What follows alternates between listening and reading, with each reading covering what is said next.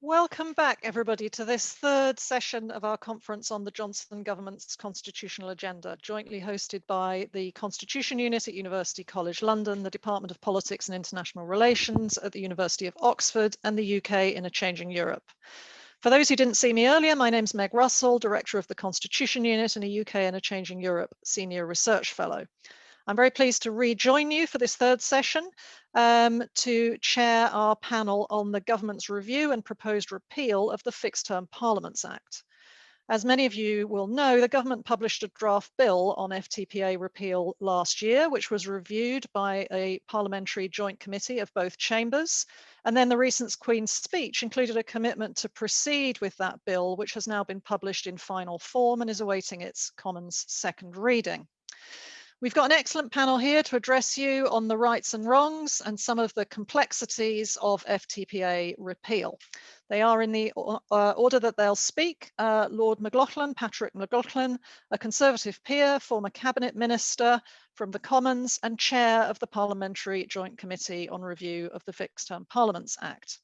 Then we'll have Chris Bryant, Labour MP, a former frontbencher who was also a close runner-up as Speaker in the contest against Lindsay Hoyle in 2019, who was a member of the Joint Committee. Then we'll have Petra Schleiter, our co-host on this conference from the University of Oxford, who's a comparative politics specialist. She's published in this area a lot, including submitting important evidence to the Joint Committee. And then finally, but not least, we have Professor Alison Young from the University of Cambridge, who's a highly regarded constitutional lawyer and both submitted evidence to the Joint Committee and was invited as a witness to give oral evidence. So as in the last panel, each of the panelists will address us initially for around 5 minutes, after which we'll have a short discussion among ourselves before opening up to audience questions. And if you've been at the earlier panels, you'll be familiar with the format by now, that if you want to ask a question to the panel, please put it in the Q&A function at the bottom of your screen. And our Q&A facilitator, my Constitution Unit colleague, Lisa James, will select a range of questions and ask them on your behalf. If you want your question to be asked anonymously, then please write that in the question, and Lisa will make sure to respect that.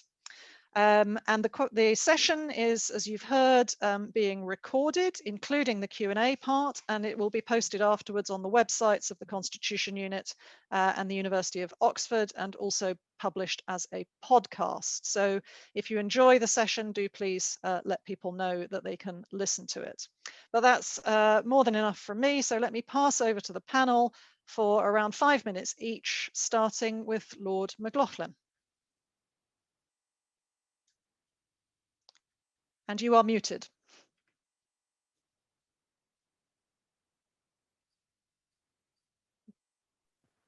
Right. Well, Meg, thank you very much for that introduction. You rightly introduced what the committee had to do. We're a joint committee of both houses. Usually joint committees of both houses are of equal number for both houses, but in the actual legislation, which was first set us up as a result of the Fixed Term Parliaments Act to do a review of the Fixed Term Parliaments Act, and that had to be done between June and November of 2020. We actually got started on the 26th of November, so we just got into the timescale of complying with that part of the original act. The committee in the end had a makeup of 14 members from the House of Commons and 6 Lords. I found myself knowing better the Labour members on the committee than I did some of the Conservative members, having served with a lot of them for a fair time when I was a member of the House of Commons. We ran the committee almost entirely virtually. So we never really met as a committee. We had one attempt to do a hybrid meeting, but it was less satisfactory than actually doing it purely virtually. But I think as a result of doing it virtually, there were many sort of downsides to it, in certain respects that people weren't quite able to cross-examine the way one might have done in a normal committee circumstances some of our witnesses. But we had a wide range of witnesses from academia, but also from some of the practical areas as well, so including people like Margaret Beckett and Robin Butler, who gave us much more of a sort of front-end sort of view as to how the Act had worked. Both parties had been committed to repeal the Act in their manifestos of the 2019 general election, but it was thought by the committee that we should do a review of the operation of the Act, as some future government might want to reintroduce with some similar provisions. So we did set out where we felt the Act had gone wrong and where some of the issues were wrong. And it is worth remembering, of course, that the Act was set up as a result of the coalition government in 2010. It ran to 2015 the first time, and then between 15 and 19, there were actually two general elections, one which was fairly easy to call because the Labour Party agreed to it straight away, and that was the Theresa May election 17, and then the more convoluted set of scenarios around the 2019. The committee recognised the value of an agreed report. However, there were some profound differences on some of the principles between members, not necessarily along party lines. In fact, it was a very open debate as to how the committee sort of evolved in its process, which is on the public record. And there were some areas where different people, even within the same party, took very strong different views, and you might hear some of those from, not trying to give any secrets away, but you might hear some of those from Chris in a few minutes' time as to where we felt the where we were going. There was a consensus that the fixed-term parliaments had got huge flaws, even though there were divergence as to whether or not the Commons should control election times. The supermajority provision created gridlock.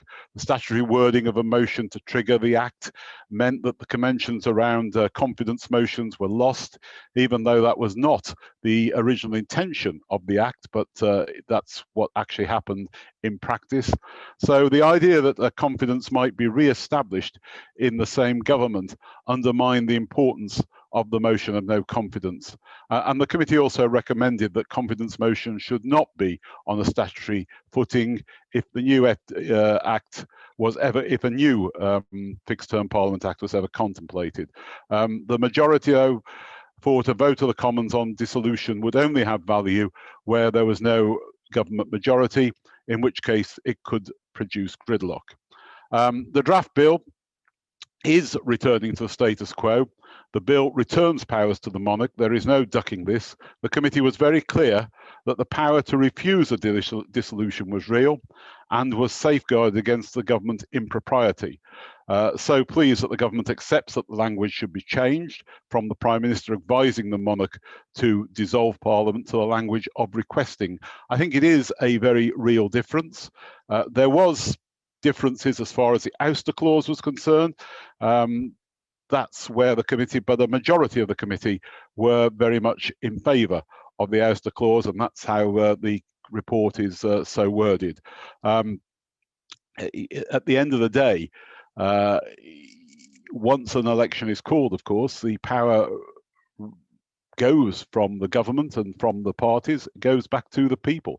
And that was very important in our conclusions as to why we shouldn't be in the area of having doubts as to whether a decision to call an election should be judiciable by the courts or not. So that's where we came to.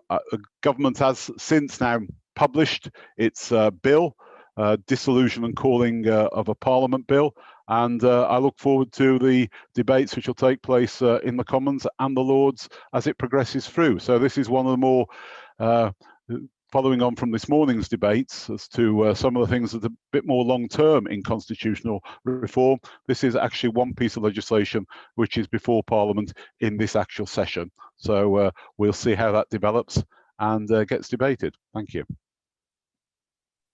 Thank you so much, Patrick. That was a wonderfully succinct introduction, very, very well disciplined there. And there's obviously an enormous amount in the report, and I'm sure we're going to come back to some of that in discussion and questions. But Chris, we're going over to you.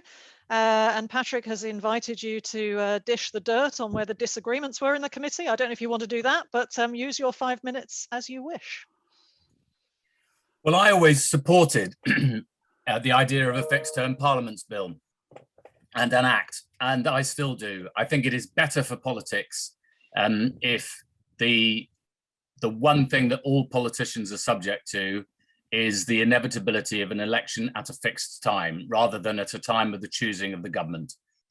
I think the government has wanted to go back to being able to choose the date of a general election quite simply because they know that it's to their advantage. I know there are people on the committee who disagreed with me, but I think that they you just have to follow your nose, really. Why does a government normally give itself more power? It's because it thinks it's in its interest to give itself more power. This is, I think, when the Fixed Term Parliaments Act was introduced by the Conservative Prime Minister, he said that it was the biggest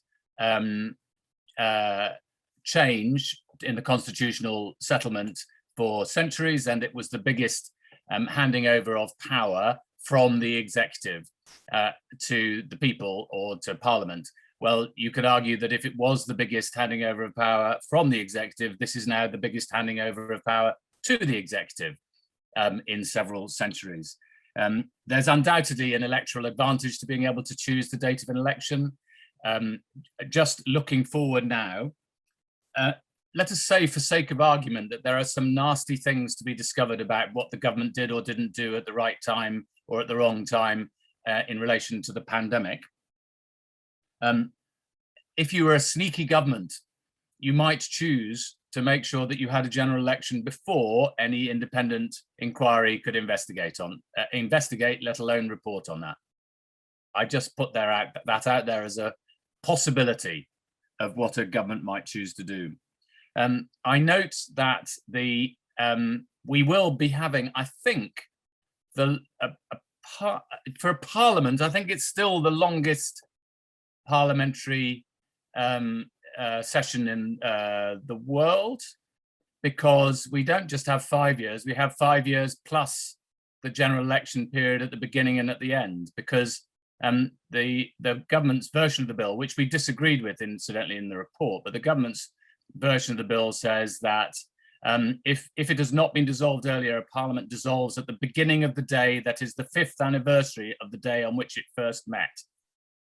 Well, a government, incidentally, we also said quite a lot of things about it should not just be in the government's gift when Parliament sits after a general election and when it first transacts business. All of that is now part of a whole series of gentlemen's agreements. And the problem with gentlemen's agreements is that they presume that everybody is going to behave like a gentleman circa 1832. And the truth is that politicians don't necessarily. We also commented that we would prefer, I think I'm right in saying, this was a fairly unanimous view from the MPs anyway, we would prefer a shorter general election period. It's gone to, I mean, people losing the will to live by the end of a general election now. I don't think it encourages more people to participate, quite the reverse. So I hope that there might be an amendment allowed to the bill, though the long title is drawn very tightly. Two other things I'd say. First of all, in all the discussions about what processes would be gone through between Downing Street and the Palace for calling for dissolution and therefore calling a general election, the basic assumption was that everybody would be a good guy. I mean, leave aside the fact that they're not all guys necessarily. quite often they are. I think that that assumption is broken, because over the last few years, one Prime Minister has been found to be in contempt of Parliament. The next Prime Minister was found by the courts to have prorogued Parliament illegally. I just don't think you can presume that everybody is going to be behaving necessarily in the interests of the nation. And that takes me to my final point, which I've come across quite regularly as chair of the Committee on Standards, because the leader of the House, Jacob Rees-Mogg, regularly has to send us government's responses to various reports that we produced. And he is always of the view, I would call it a very high Stuart doctrine of the premiership, which is that once the Premier is the Premier, because the Premier enjoys the confidence of the House of Commons, the Premier can basically do anything, because the only test is whether they continue to have the confidence of the House of Commons. That's why the government is very reluctant to have any kind of statutory footing for the ministerial code or the advisor on the ministerial code or for a COBA, even though, ironically enough, the government is sponsoring a bill in Northern Ireland which would put the ministerial code in Northern Ireland on a statutory footing.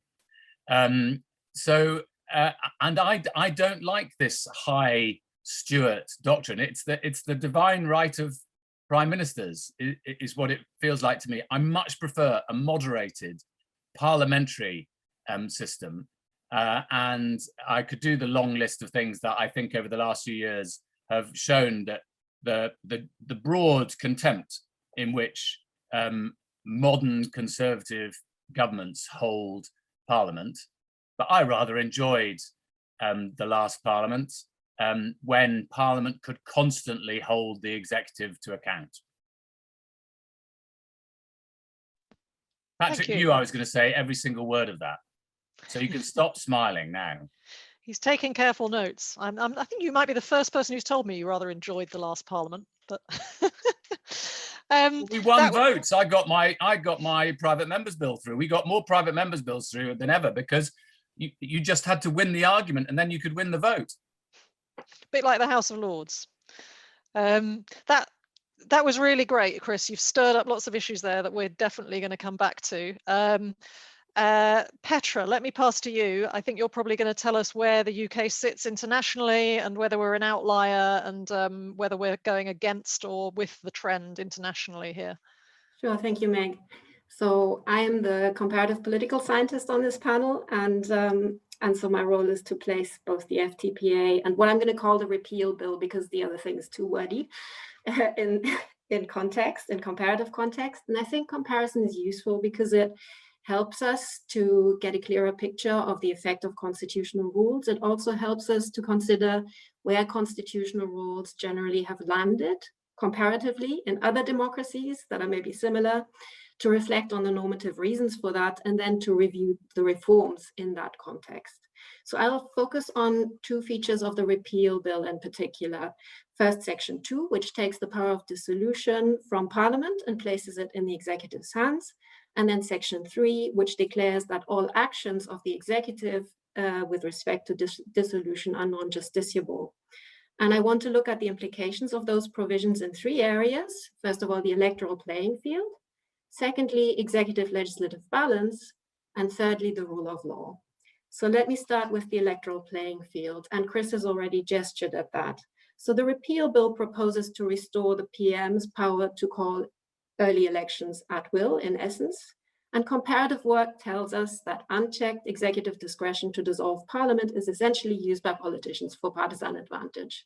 I mean, briefly put, leaders will call elections when they think they'll win, when they think it is the most advantageous time for them. And it's probably no big surprise that comparative work actually shows that that works. So when we compare early election calling in 27 East and West European democracies, we find that PMs who have that sort of discretion on average gain a vote share bonus of about 5%. And that's really a very significant vote share bonus that can make the difference between winning or losing an election.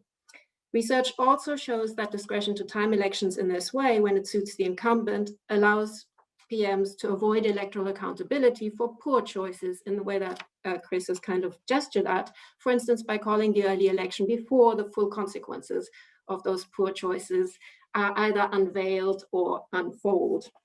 So for that reason, the vast majority of comparable parliamentary democracies constrain executive discretion to call early elections, as of course the Fixed Term Parliaments Act does.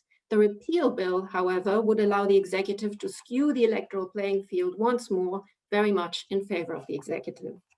So that takes us to the balance of executive and legislative power. By international comparison, the UK PM, the UK Prime Minister, is actually tremendously powerful vis-a-vis Parliament. And in that arsenal of prime ministerial powers, the prerogative power of parliamentary dissolution has historically played a particularly important role. And that's because prime ministers can deploy that power when they're haggling with Parliament about controversial legislation and threaten Parliament with an early dissolution. But it also enables a prime minister who's been significantly defeated, maybe on an important piece of legislation, or actually who has lost parliamentary confidence, to choose whether they're going to resign or whether they're going to call an early election. So it kind of gives a defeated PM lots of options. The FTPA had removed that power from the Prime Minister and aligned the UK much more closely with current practice in 39 OECD and EU parliamentary democracies, which overwhelmingly constrain the discretion of the Prime Minister to dissolve Parliament. Normatively, the reason for that is, of course, that balancing dissolution powers in favor of Parliament allows legislators to better hold government accountable, and it reduces the government's opportunities to enact controversial legislation in the face of significant parliamentary opposition. So the repeal bill undoes that and tilts the balance of power in the UK once again in favor of executive dominance.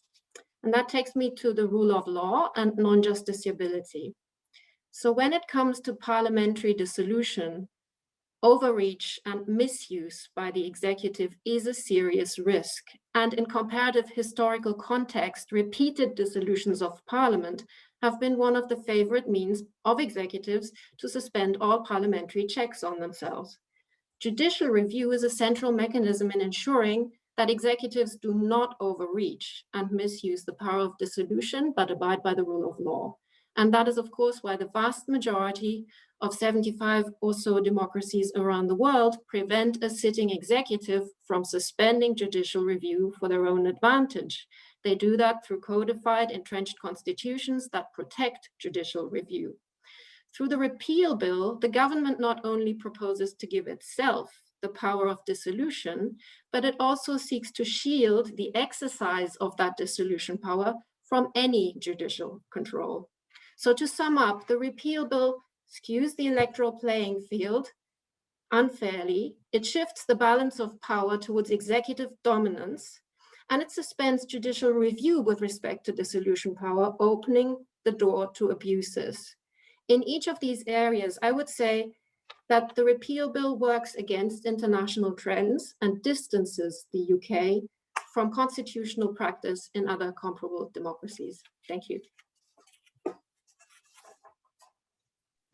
Thank you so much, Petra.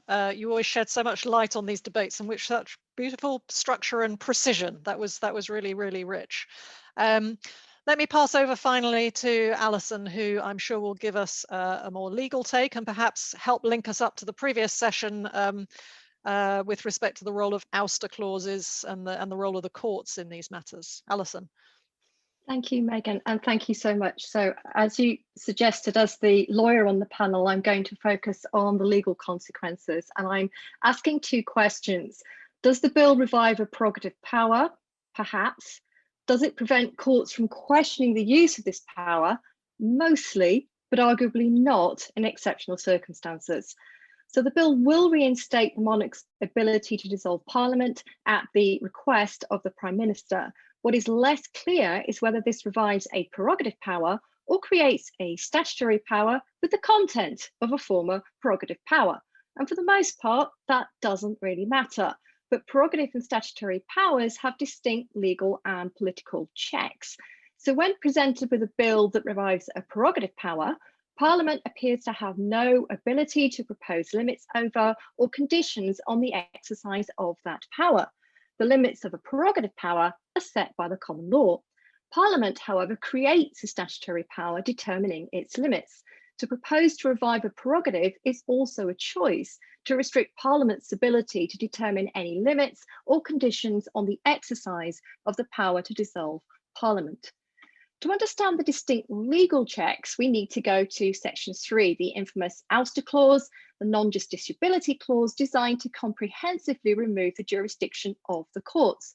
And generally, I think that clause will succeed, particularly as settled law appears to suggest that the prerogative power of dissolution was and remains non-justiciable and does not have the same consequences of the erosion of the rule of law as other types of ouster clauses. However, some questions as to the prerogative power of dissolution are currently justiciable. Whilst the exercise of the prerogative power of dissolution is arguably non-justiciable, questions as to its existence, limits and extent are currently justiciable, and the bill seeks to counter this control, removing the ability of the courts to question the limit or extent of the revived prerogative power of dissolution. It's designed to prevent judicial review of the type we found in Miller 2 Cherry with regard to the prerogative power of prorogation, which applies to all prerogative powers. However, this is seeking to make non-justiciable an issue that was previously justiciable, meaning the courts will regard this aspect as an ouster clause where they may be tempted to read words down in order to uphold the rule of law. So arguably, I think this would include judicial review in exceptional circumstances. So I want you to imagine a scenario in which the government and Parliament diverges over a particular policy outcome. So the aim of the bill, in some senses, is to restore a balance of power to the government or perhaps the electorate. A government can designate a vote on any matter an issue of confidence, potentially quelling a backbench rebellion or triggering a dissolution of Parliament and a general election. And the leader of the opposition could also table a motion of no confidence. But would this solution be constitutionally acceptable if there was perhaps a deadline in play which could not be unilaterally modified, such that if Parliament were dissolved, the government's preferred policy choice would be chosen by default? The Parliament could choose to dissolve Parliament, thereby ensuring the government's choice was the one that was adopted, but without the backing of Parliament or of a general election, which will come too late. Faced with this scenario, the monarch might be able to prevent a potential abuse of power, but it's difficult to imagine how the monarch could do that without embroiling the monarch in a political choice. It would be better for the courts to intervene. So to dissolve Parliament in my not so hypothetical scenario would undermine parliamentary sovereignty and parliamentary accountability in a manner similar to the prorogation case. Would the ouster clause work in this situation? Perhaps not. Whilst the bill prevents courts from questioning the limits and extent of a former prerogative power of dissolution, would the court say it does stop them preventing whether that power exists, using the cells principles to say, by analogy, that that particular type of prerogative power of dissolution just doesn't exist? And if not, would the courts be tempted to look at the dicta in cases like Privacy International or Jackson, saying this is just a clause they're not prepared to enforce? Why does this matter? For me, it matters because the foundations of the UK Constitution means we have a greater need for constitutional checks and balances that are able to operate in these exceptional circumstances. Like other aspects of judicial review reform, this bill is shifting the balance of power perhaps towards the government and away from the courts without necessarily bolstering powers of Parliament. I think the ouster clause removes a potential constitutional safeguard, perhaps pushing us to a constitutional crisis, as opposed to providing a clear legal or political check for exceptional circumstances. And for me, I think it would be better to have a clear legal or political control in the bill for these exceptional circumstances, rather than potentially pushing it to a constitutional crisis. Thank you. Wonderful. Thank you, Alison. Now, our panelists have been excellent at keeping to time, so we've got plenty of time for questions. I would like to offer the audience further encouragement to submit questions via the Q&A function, which Lisa will select. But in the meantime, I'm going to ask a few quick questions to the panel. And sadly, Chris has to leave us at 12:25. So it's probably fairest, although I would naturally start with Lord McLoughlin, to come to you, Chris, first with a couple of questions. There's one question that I'm fascinated to get views from all of the panel on, any of you who have a view, and I'm sure Chris will have a view on this. It's widely stated that the Fixed Term Parliaments Act created a problem on Brexit, that the Brexit arguments in the last Parliament would not have got so nasty, would have been resolved more easily had the Fixed Term Parliaments Act not been there. I have been trying to figure out what is the counterfactual. Had it been there, what would have happened differently? And I cannot find an answer to that question. So I'd be very interested in an answer to that question from all of the panel, starting with Chris. But I'd also be interested to hear from you, Chris. You're probably the only person who would dare to have a go at this question. There's lots of controversies in this bill, clearly. What predictions would you have as for which of these are going to come up as serious problems during the parliamentary passage, particularly given that, as Lord McLoughlin said, Labour actually had in its manifesto a commitment to repeal the FTPA, which is another thing I confess that I have never really understood. Chris. I don't understand why it was in Labour's manifesto. Nobody consulted me, but nobody's ever consulted me about the Labour manifesto on anything. So, and I don't expect that to change. I think that you're quite right. If we had had this bill in place during from 2060 to 2020, it wouldn't have made any difference whatsoever to the shenanigans that we had in Parliament. Would have made the blindest bit of difference. Sorry, that's a curt. That was a very short answer. Notwithstanding what the Labour manifesto said. Do you? I mean, clearly everybody's been quite open, and the report is quite clear that there were differences on the committee. So you know that represents Parliament. There are differences of opinion in Parliament. Do you think that the government's going to get into difficulties on some aspects of this bill? No, I think the government will get the bill through. I mean, there might be some amendments around the length of the session and about.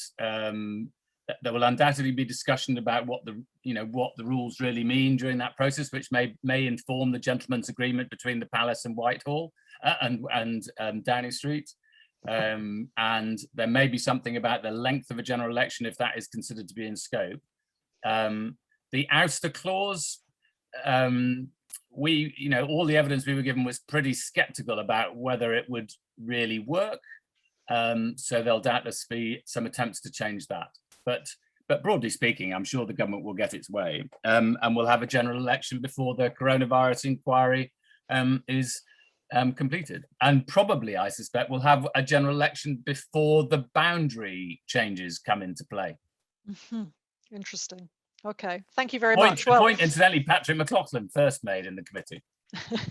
Well, I'm going to invite Patrick McLoughlin to come in now, and I would invite your comments on my counterfactual. How might the Brexit period have been less difficult had the Prime Minister, Theresa May, of course, for most of the period, been able to call a general election?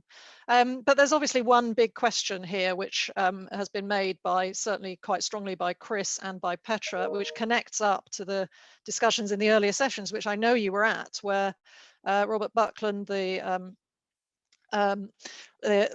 the Lord Chancellor, emphasised that if there is a guiding principle in the government's constitutional reform programme, it is returning power to Parliament. It's restoring parliamentary sovereignty. But how is this in line with restoring parliamentary sovereignty, given what the allegation from Chris, comparing with the 2010 Conservative Manifesto and the things that Petra has said? This is undoubtedly shifting power back to the executive. And I know you're not in the government, but you might like to comment upon that.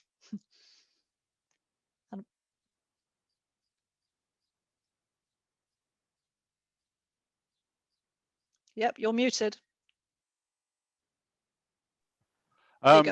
I think that there's a number of points in response to both what Chris has said and to try and answer the question that you've just asked. When we talk about removing the power from the Commons, of course, where we're giving the power is to the people, because the people have the general election and they can decide the general election.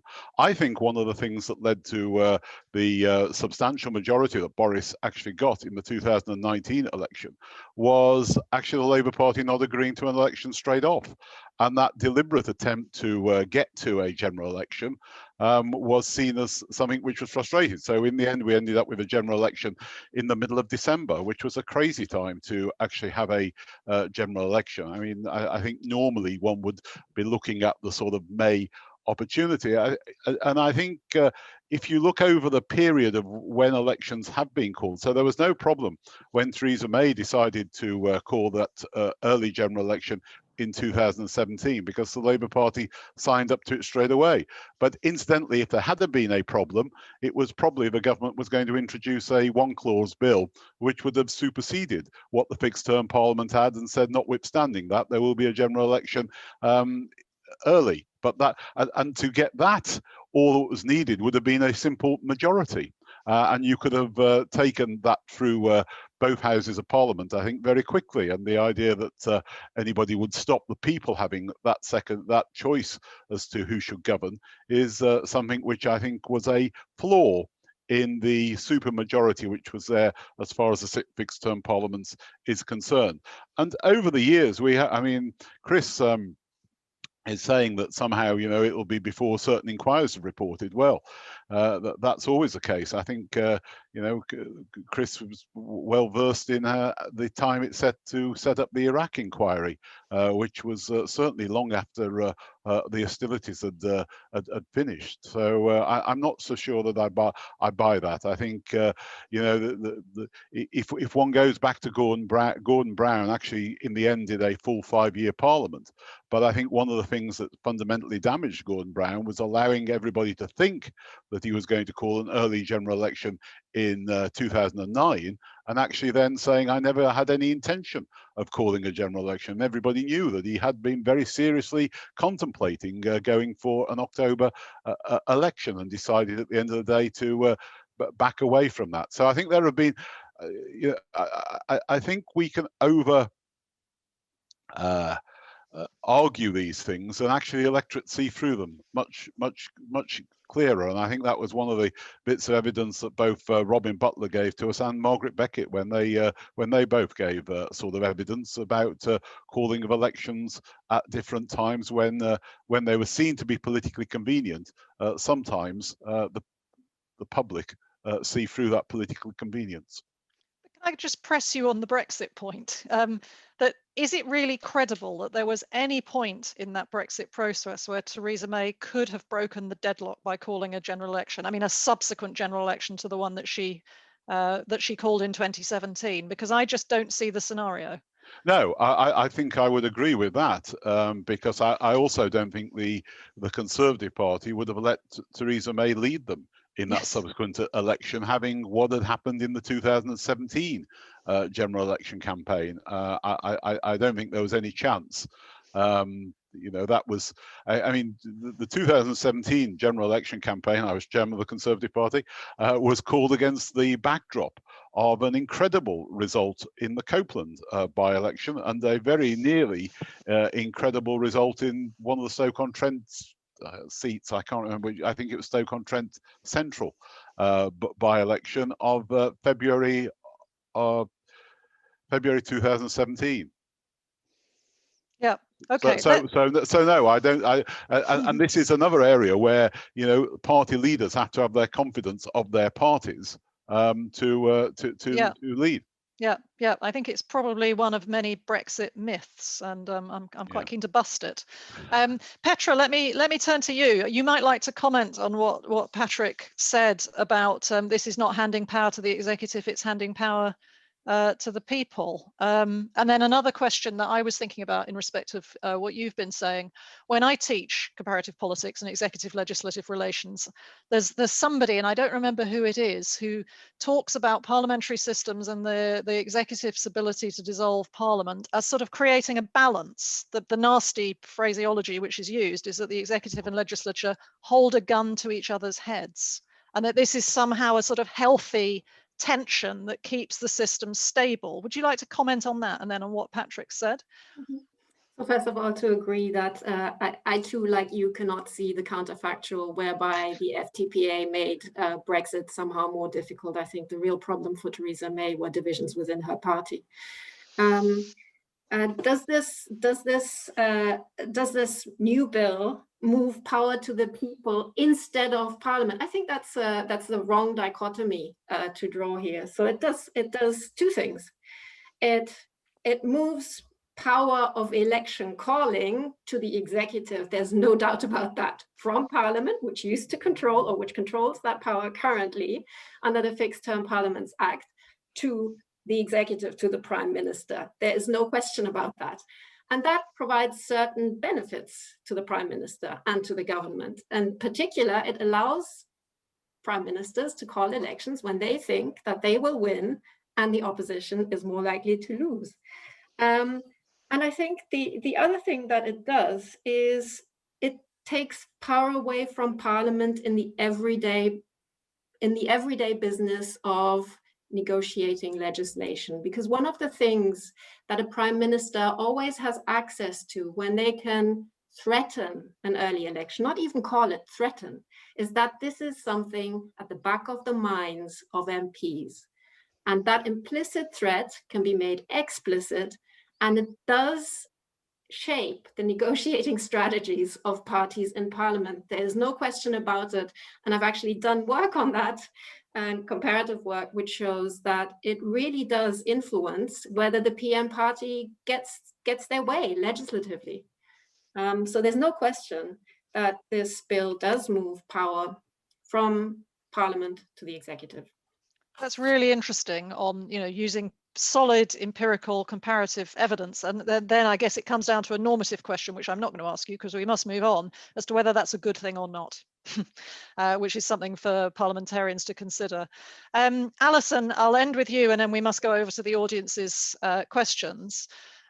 Chris made this comment, I think it was Chris, about the dissolution principles and whether we can trust people to behave well anymore. And clearly the dissolution principles were very controversial in the Joint Committee. They're published as a sort of side document that is not part of the legislation. Presumably they would end up in the Cabinet Manual, but the Cabinet Manual does not have legal force. Is there any way that we can protect the role of the monarch under this system in order that they can have a realistic opportunity to block an inappropriate general election, do you think? Thank you. I think that's a really interesting question, and it ties into some of the points we were making earlier about the aspects of how far you have legal and political controls. I think the real difficulty with having these principles, we're used to having them as conventions. Often until they were sort of published in a letter in the Times, we didn't even know necessarily what the conventions were. And at least it's good, there'll be greater transparency of setting out the ins and outs of what they might be in certain circumstances. And that can be all well and good with regards to taking a step back and thinking of whether you are acting within these principles or not. I think the difficulty with just leaving them as sort of background conventions in some sense is that it then can be very difficult to know whether you really are complying with these principles, particularly if we're not fully aware of what they are. It can be very difficult to imagine every single possible scenario where we might think it's legitimate for the monarch to not grant dissolution. And it can be very difficult to ensure that the monarch stays politically neutral. But then if you then put that into a schedule in the Act, for example, setting out what these principles are, you then have the problem with necessarily making it something that the courts will go away and look at and then legally enforce, which then triggers all the problems about, do we end up then triggering a series of constitutional crises of the courts having to intervene in these scenarios? I think what we need to take away from all of this is we are talking about incredibly exceptional circumstances in which there will be good constitutional reasons for the monarch to decide to refuse to grant dissolution, or for the courts to intervene and say there's no legitimate element for dissolution here. And it's also very easy to pick up on what was happening with the Brexit process and say, imagine instead of dissolving Parliament, they'd said, right, instead of proroguing, sorry, I'll get it right. Instead of proroguing Parliament, they had said, right, we're dissolving, we're going to have a general election. And by the time we've had your election, we'll have lost with no deal. Hope you don't mind. And we can understand how that would have been incredibly problematic, but that's because of an very, very extreme and precise set of circumstances that created that position. In most instances, there's no need. I think for me, I would much prefer, why don't you have an element of parliamentary vote to approve an early election? I don't mind whether it's 2/3 or a simple majority. And you might say, well, that's pointless, because in most cases, it's not going to make any difference. But wouldn't that be better as a potential constitutional backstop in these extreme circumstances than either trying to rely on the convention and hoping the monarch doesn't get dragged into politics, or keeping this ouster clause, waiting for the courts to say, well, it might not oust jurisdiction here, and going through all the problems of, is this the right balance legally? I think if we are saying this should be with Parliament and then essentially the people, wouldn't that be a potentially better solution? Yeah, and just, I mean, just a one-word answer for the clarification of the audience. Lots of people have said, well, the surefire way of keeping the courts out is to require a parliamentary vote on dissolution just by a simple majority. Then you get rid of the ouster clause and it's all straightforward and left with the political constitution. Yeah. Yes? Yes, yes. Yeah. Okay, great. I can see we've got lots of questions. I haven't read what they are, but Lisa has been studying them carefully, and I hope that Lisa is now going to be able to join us and tell us what her top questions are. Yep, looks like she's arriving. Yes, great. Hello. Throw us some questions, maybe a round of 3 questions or something, and let's hope that we can get in 3 or 4 rounds if we can have quick answers. Yep, and I would hope so, because we've got an embarrassment of riches coming from our audience. I'm going to start with a round of 3 questions, which I think are quite closely linked, and are about the question of the role of the monarch in politics, which is obviously very much engaged by this topic. So Dominic Grieve writes in to say that a century ago, the role of the monarch in taking exceptional decisions that might be seen as political was accepted. Therefore, a monarch might have refused the prorogation request that came from our current Prime Minister. But today, we don't encourage such behaviour. And this vacuum has to be filled, meaning that only the judiciary can act as that long stop. Therefore, Dominic Grieve says, I think the ouster clause is a mistake. The chance of a JR of dissolution is minuscule, but the possibility should exist for this to happen. So I think that's an invitation for the panel to comment on that view. And there are a couple of questions which have come in from anonymous members of the audience, which very much pick up on the same topic, raising the question, how probable is it that the Queen would feel able to deny a Prime Minister's request for a contentious dissolution? Does this inevitably draw the monarch into politics? And our final linked question is an observation that the government has appeared unwilling to set out examples of when the monarch's veto might reasonably be used, or to give examples of when it would be inappropriate for a Prime Minister to request a dissolution.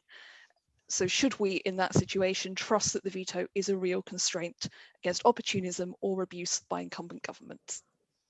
Brilliant. Thank you, Lisa. And this is obviously an opportunity to discuss the dissolution principles as the government set out, which we're trying to revive in some sense what we refer to as the Lascelles principles, which were the things that appeared on the letters pages of the Times that somebody referred to. Patrick, would you like to start with this? And then I'll bring in Petra and Alison, and then I'll try and jumble the order up in future rounds, just to save boredom for the audience. Well, I'm not going to take issue with Dominic Grieve on what he says. I think what I would say, though, to Dominic is that we can't get confused between the prorogation and the dissolution, because prorogation is not going to lead to a general election. Dissolution does lead to a general election. And so I think getting into that argument as to whether the government were right or wrong on prorogation, I think personally, looking back on it, it was a bit of a nonsense, because if they'd had gone for the 3-week break, which was legitimately there for the conferences, which would have normally taken place, it would have actually covered most of their particular period that they were trying to get the prorogation for. But let's leave that to the side, because I think the whole question of trying to judge everything around this particular bill as to what happened in 2019 is the wrong scenario. We were in such unusual circumstances in that particular period. I hope they won't be ever repeated again, and I can't think of a scenario where they would be in the same position that we were, where the government had basically lost its majority in Parliament. So it comes back to this fact that once you've got a dissolution, I do come back to the power that Parliament gets is from the people, and it's the people who are deciding in a general election. And you know, the people have seen through when people have tried to call quick general elections and have seen them unnecessary. And I suppose that usually people know when a general election is going to be called. It is very, very unusual, and I can only cite the 2017 general election, which completely came out of the blue. You know, very few people knew that general election was being considered, and it was kept quite tight until the Prime Minister had held the cabinet meeting and appeared on the steps of Downing Street to actually announce the election. The only thing that the broadcasters couldn't understand was why the government coat of arms weren't on the lectern, and was this because she was going to resign as Prime Minister, as opposed to actually calling a general election. So I think that is the prorogation and dissolution is where I would come at a difference to what Dominic was saying. Petra, would you like to come in on the power of this monarch, or indeed other heads of state in these circumstances, and when it might be considered politically acceptable? Yeah, I think I'd agree with Dominic that what we see when we look in international comparison is that in constitutional monarchies, it is, of course, by now pretty much unacceptable for a monarch to intervene in questions with real political consequence. And that's actually really interesting, because it kind of throws an interesting light on the repeal bill. And in the context of that proposal, I did some work with Tom Fleming, actually, to look at examples of where parliaments have tried to revive prerogative powers, which are essentially monarchical powers, and we could find none. And one of the reasons, of course, for that is the increasingly constrained role of the monarch in a modern parliamentary democracy. So I think I agree very much with Dominic here that it's implausible that the monarch would intervene in a political way in a controversial dissolution. Then I think the third question was somewhat different, and I would be really interested to see what the government has to say about this. You know, what would be examples when the government considers the monarch could reasonably exercise her power, or what would be examples when the government's use of the dissolution power would be inappropriate, so that this check would have to be invoked? I'd be really interested to learn that and to think about that from a comparative perspective. I don't know, Alison, whether you want to comment on that, because the Lascelles principles did set out some scenarios, and I can't remember, but maybe you can, the extent to which the government replicated those in its dissolution principles document, and whether they could do to be set out in more detail. I can't fully remember either, but I can remember some of the scenarios, which at least gives us a basis to think about the kind of examples. So there are suggestions of things like, for example, dissolving Parliament during the times of a severe economic crisis, or if you saw elements of, if you were to dissolve Parliament, it would be, there was a leader who definitely lost their majority. It was a clear backing from Parliament for someone else to lead rather than having a general election. So those kinds of scenarios. What it doesn't tend to cover are the kind of scenarios we've been suggesting here of possible potential political abuses. Things like, we know there's going to be a particular damning report coming in, so let's have a general election quick, or or even the suggestion that Petra is mentioning, that there is this 5% vote difference if you have this ability to call it, which could be seen potentially as playing the political game, but also as deliberately doing so in order to gain a political advantage when you're dealing with electoral systems. I think that's the problem.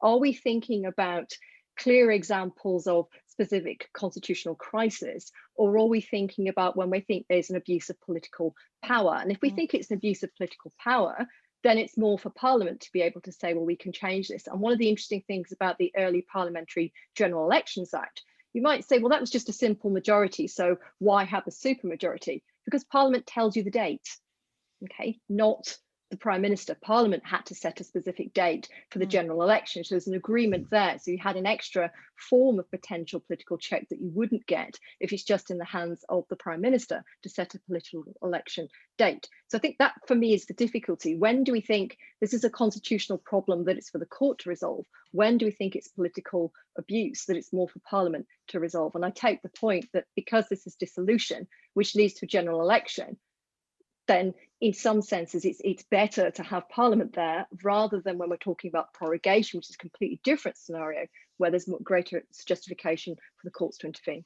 I think my Brexit scenarios might help here, actually, abetted by Patrick McLoughlin, because the thing that the example that you gave of a case where the Prime Minister wants to call an election and there clearly is somebody else who could lead the government, but the Prime Minister is sort of willfully going off on their own, could be the scenario we're talking about with Theresa May here. I mean, if she had said, I don't care, I'm calling a general election, and the Conservative Party actually might have been able to coalesce around Boris Johnson, but we were into an election campaign by then, that would have made matters very difficult for the Conservative Party, and I don't think the Queen would have probably felt able to step in.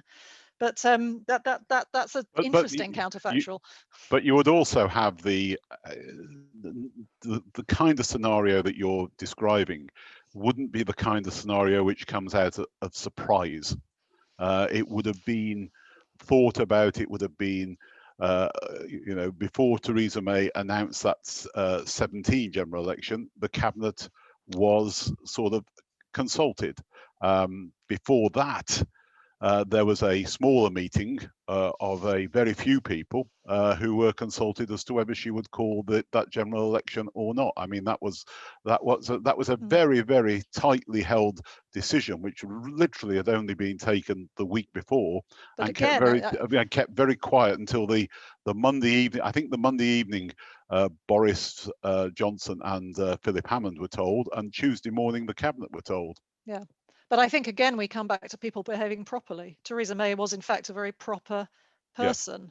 Yeah. The potential for a Prime Minister to go rogue and not consult anybody and just call a general election and nobody can do anything about it is one of those sort of, you know, off the end of the scale scenarios, but that maybe needs to be taken into account. Lisa, what have you got for us? Another round. So I have got another round of three, starting with a couple of questions asking us to put the FTPA in slightly broader context. So Tobias Harvey writes, surely the repeal bill brings the UK into line with other Commonwealth countries in terms of Prime Ministers in Australia, Canada, their provinces, advising the Governor-General to dissolve Parliament. The FTPA surely brought the UK out of line with its political peers in the first place. There's an interesting question there about what makes a political peer for the UK, which I know Meg will also have some thoughts on. Paul Silk, who is an honorary professor at Cardiff and former clerk of the then National Assembly for Wales, now the Welsh Parliament, asks, the dissolution and calling of Parliament bill could lead to simultaneous elections for the UK, Scottish and Welsh parliaments. Is this desirable? And if fixed terms are not desirable for the Westminster Parliament, why are they desirable for the Scottish and Welsh parliaments? And then our final question for this round comes from Gavin Phillipson, professor at Bristol, who says, if there are to be any amendments made to the bill, the current parliamentary arithmetic makes it likely that they'll come from the House of Lords rather than the Commons. He's particularly interested in Lord McLaughlin's view as a peer. Does he think that peers are likely to take the view that the issue of restoring a role to the Commons is a question for the Commons? To be blunt, if the Commons doesn't seem to want such a role, is the Lords likely to attempt to introduce one? Really good question. Yeah, let's start with Petra this time, because that first question was about comparison with our Commonwealth colleagues. What would you say in answer to Tobias? Thank you. I think the Commonwealth countries are one set of comparators, and of course, they have adopted Westminster type constitutions, generally speaking. Another set of comparators are the other developed European and OECD democracies. I think it's fair to say that even the Commonwealth countries have somewhat traveled in the direction of actually restricting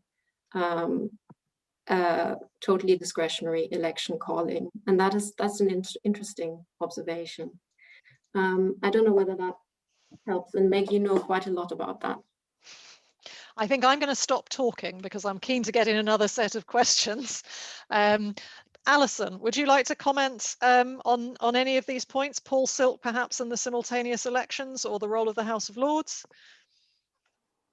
Thank you. I think this is one of the issues that came up when discussing the bill of how do you deal with possible simultaneous elections at the same time, and why do we have this disparity between the devolved legislatures and Westminster? I think it's a really important question. I don't think we can answer that by just saying, well, they are devolved legislatures and therefore different from Westminster. I think we have to think very carefully about, if fixed terms have worked there, why do we think they're not working in Westminster, and what are the differences? With regard to elections at the same time, there were various elements of piecemeal legislation to prevent that happening, and so therefore extending terms and reducing terms. I think it's a really important issue, and I think it's very important to try and keep them separate, just because I think often within the UK, we still haven't fully come to terms, particularly in England, as to how devolution works, what it means to be a Welsh Parliament. That's one thing that's come very clear through coronavirus, of finally understanding, well, Wales's laws can be different from England's laws, and you might not necessarily be able to travel because there are differences. And I think having the distinct election times helps to maintain those differences and helps to make sure we have elections on the devolved issues as well as national issues. So I think it's important to keep those separate. With regard to the Lords, I think they'll be more likely to intervene on the Ouster Clause than they will necessarily be on the aspect of the role of the Commons, because I think there is this element of comity between the houses, which might make them feel that that's an issue for the Commons to raise and not necessarily an issue for the Lords to raise. And Patrick, that's an obvious question for you. You might want to comment on Scotland and Wales as well, but we're getting an interesting picture of life in the Lords watching you. The extent to which peers' accommodation is under pressure is seen by the various other peers coming and going to take desks in your room. Tell us what you think the role of the Lords might be, and how far it will want to interfere in the detail of this bill. Well, I think as a very new boy in the House of Lords, I think I might just be slightly careful about expressing too much of a view as to the way which the House will operate, because it's obviously been operating in very strange circumstances since my arrival, not because of my arrival, but because of other things that's going on.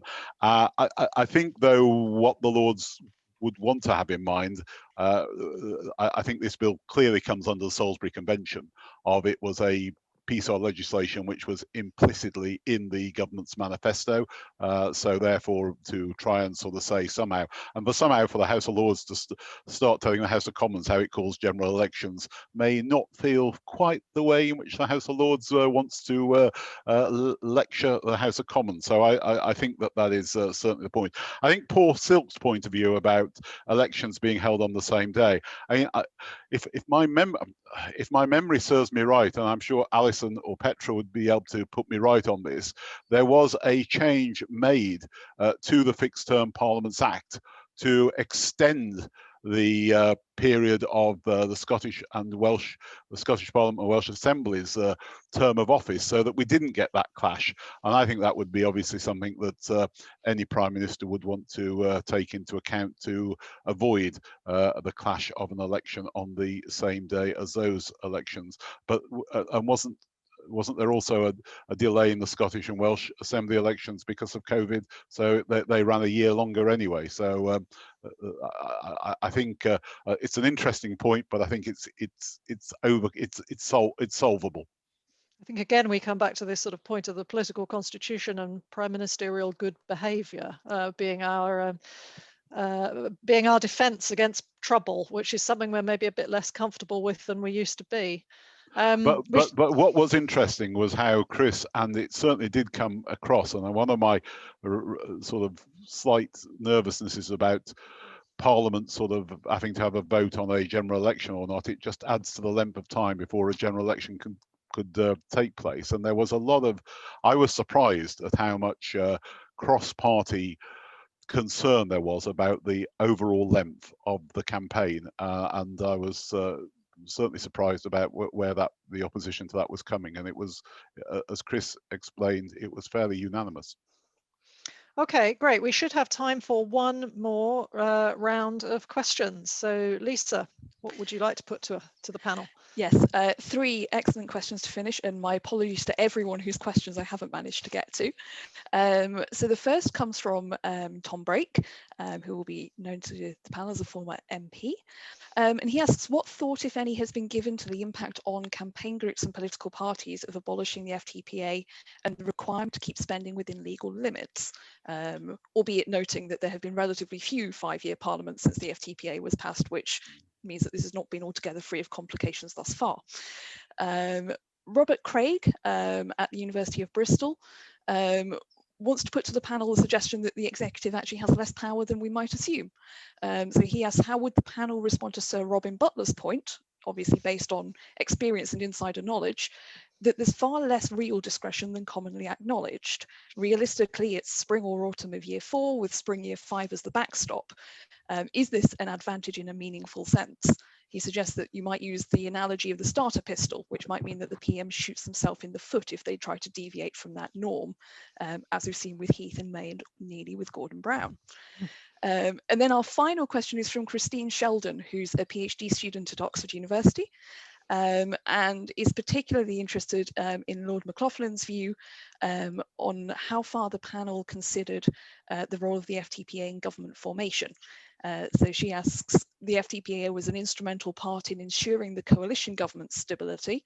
Its repeal could inhibit coalitions from forming in the future, but at the same time, electoral patterns in the UK suggest that the likelihood of single party majorities is declining. So did the committee consider whether the repeal of the FTPA would make future government formation more difficult and more complex? Wow, those are some really meaty, interesting and very diverse questions. So panel, you have about 8 minutes to fit in answers to all of those questions. Shall I start with Alison this time? Thank you. There's very little for me to say, so I can be quite short. I think it is important to keep an eye on how this interacts with monies for campaign groups and making sure that you can balance that out. So I think I'm not aware of this being part of the Act. I think that is something that we need to think carefully about going forward, but I don't know that, so I'd have to defer to my colleagues who know more than I. With regards to Robert's question about whether the executive doesn't really have all that much power, because really it's just a choice between spring and autumn in these particular years.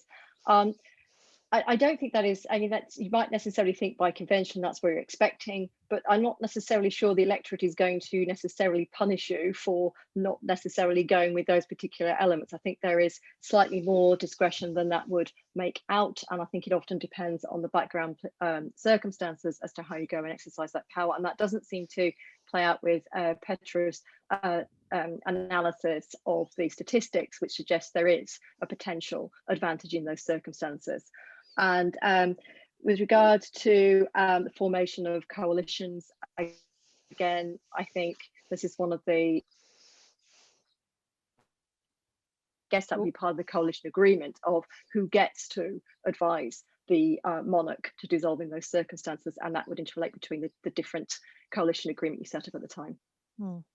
Okay, let me go to Petra to take your pick from those questions. Some really interesting stuff. I wonder whether the point about coalition means that even if we lose the FTPA, it will be back.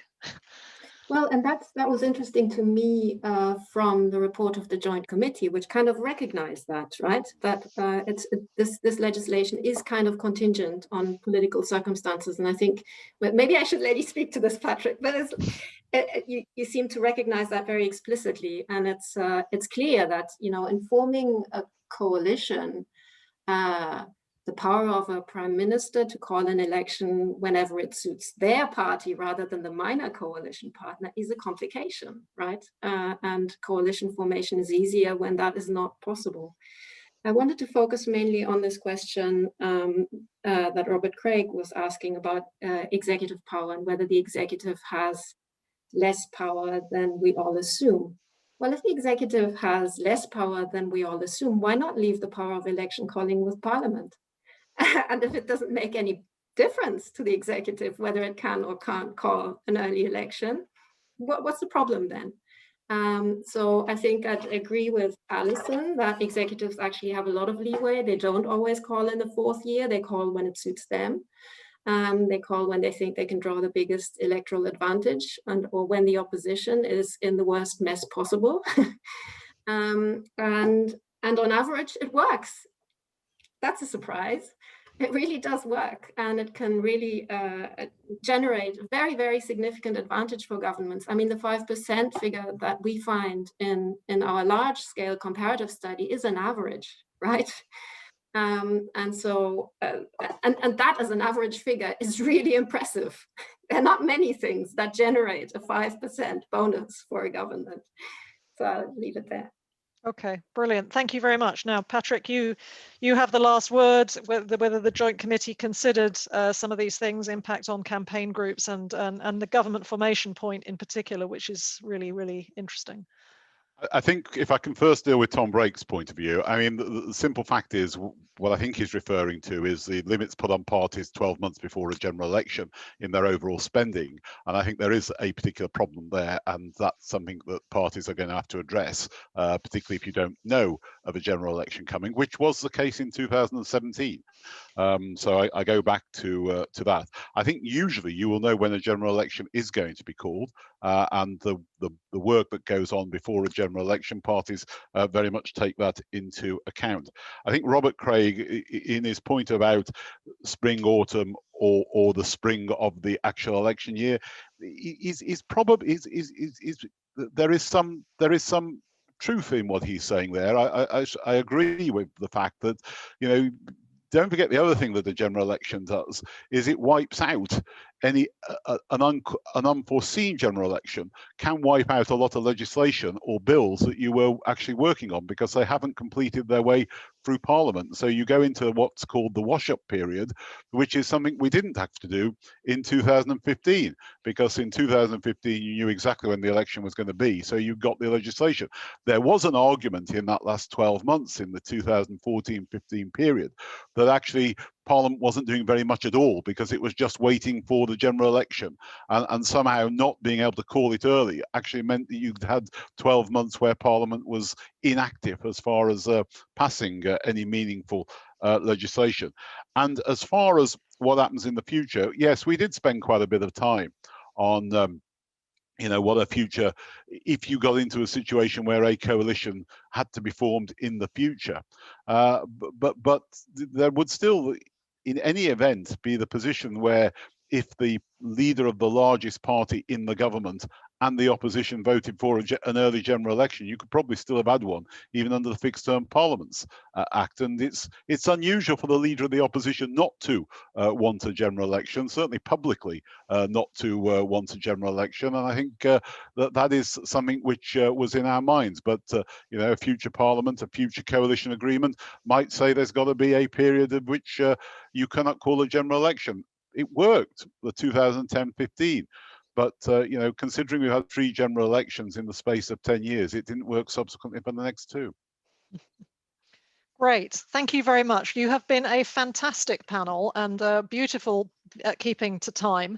So my first duty is to thank all of our panelists, Patrick McLoughlin, Chris Bryant, Petra Schleiter, and Alison Young, for being here and being so kind of incisive and so responsive to questions.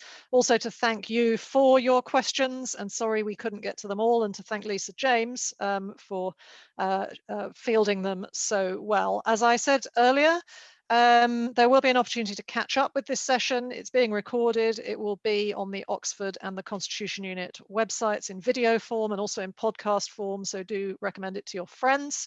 And do sign up to follow us if you want to know about our future events and when we're putting out our podcasts, etc. But while this is the final panel for today, we've got a very lively morning ahead of us tomorrow.